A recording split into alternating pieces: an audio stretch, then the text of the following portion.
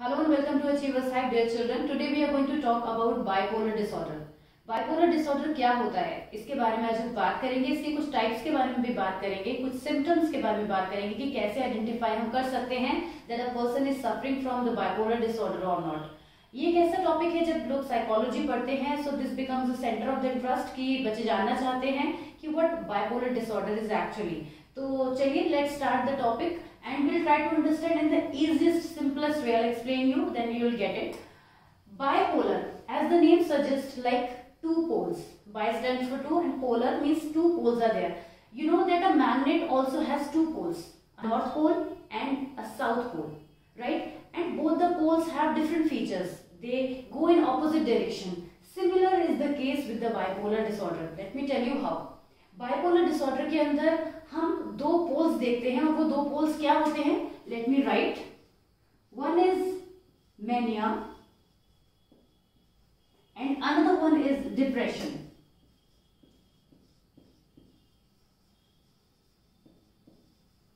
So now you get it कि bipolar के अंदर हम इन दो चीजों को एक साथ देखते हैं, मैनिया को एंड डिप्रेशन को, which are the two poles of this disorder. इस डिसऑर्डर को पहले मैनियक डिप्रेसिव डिसऑर्डर भी कहा जाता था बिकॉज ऑफ द फैक्ट कि बाइपोलर डिसऑर्डर के अंदर मैनिया और डिप्रेशन दोनों के सिम्टम्स इंक्लूड होते हैं. But now the new name has been given to it which is bipolar disorder. और यही जो आपने पहले नाम अगर कभी सुना था मैनियक डिप्रेसिव डिसऑर्डर, तो वो इसी डिसऑर्डर का नाम था. तो वो नाम भी इसका एग्जिस्ट करता है, but now we call it bipolar disorder. Now if we talk about mania, what mania is and what depression is, we need to understand it in order to understand bipolar disorder. This is the fact.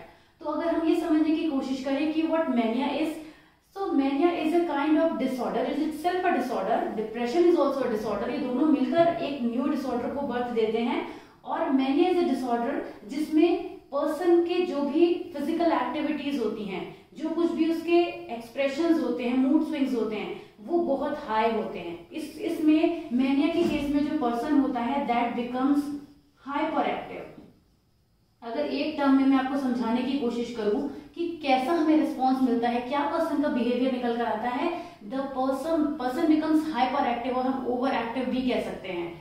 You know in the case of depression, ये एक general चीज है जो सब जानते हैं कि जब पर्सन डिप्रेस होता है तो वो बहुत ही लो एक्टिव हो जाता है, बहुत ही लो हो जाता है, डाउन हो जाता है. तो ये चीज इसकी जस्ट ऑपोजिट होती है. तो हम ये भी कह सकते हैं कि डिप्रेशन में जो पर्सन होता है that is physically very low या इमोशनली वेरी लो. हर एस्पेक्ट पर हम देखेंगे तो वो हमें लो ही दिखाई देगा. So the person is quite low in every aspect. और हाइपर एक्टिव के केस में हम कहेंगे कि hyper active in every aspect. तो जब हम कोई भी पर्सन के अंदर बाइपोलर डिसऑर्डर की प्रॉब्लम देखते हैं तो हम ये नोटिस करते हैं कि उसकी पर्सनालिटी में, उसके बिहेवियर में फ्लक्चुएशन होते हैं. Sometime the person shows the symptoms of mania and sometime the person shows the symptoms of depression. These keeps on coming and going and this creates a problem which is called a bipolar disorder. अगर person एक longer period तक के लिए hyper active रहता है बहुत ज्यादा, the person may be suffering from the problem of mania. But अगर पर्सन बहुत लंबी ड्यूरेशन तक लो रहता है, उसकी फिजिकल एक्टिविटीज, उसकी जो भी उसकी मूड स्विंग्स हैं, वो सारी चीजें बहुत लो जा रही हैं, बहुत लो फॉल हो रही हैं, तब वो पर्सन डिप्रेस होता है. मतलब डिप्रेशन का मतलब ही होता है something which is going down. Depression का मतलब वही होता है. तो डिप्रेस हो जब कोई पर्सन रहता है वो भी बहुत लॉन्गर पीरियड के लिए, तब हम उसको डिप्रेशन का नाम देते हैं. अदरवाइज अगर ये चीज फ्लक्चुएट होती रहती है देन इट इज नॉट. तो जब हम लॉन्गर पीरियड के लिए चीजों को फ्लक्चुएट आपस में होते हुए देखते हैं तब हम कहते हैं कि this is a kind of bipolar disorder. Basically bipolar disorder 3 types के होते हैं, जिसमें हम बोलते हैं bipolar first, then bipolar second, and third is cyclothymic.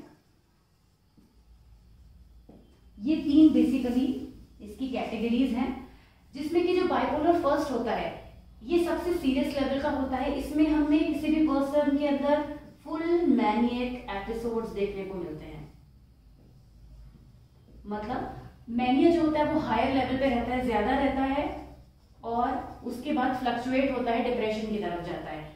इस बाइपोलर सेकंड में हम लेस सीवियर मैनियक एपिसोड्स देखते हैं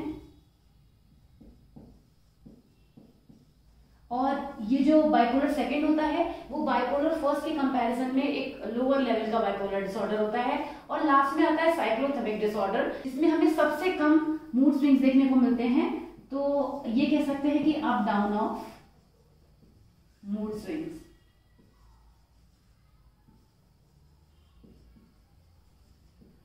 तो इस तरीके से बाइपोलर फर्स्ट, सेकंड और थर्ड को हम कैटेगराइज कर सकते हैं। और इसमें जो फुल मैनिक एपिसोड्स होते हैं, they move from mania to depression, they move towards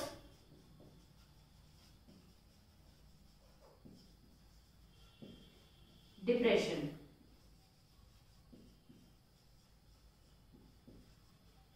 इस तरीके का साइक्लिक प्रोसेस चलता रहता है। ये जो बाइपोलर सेकंड है ये माइल्डर फॉर्म है, इसको ये भी कह सकते हैं कि this is the milder form of maniac disorder,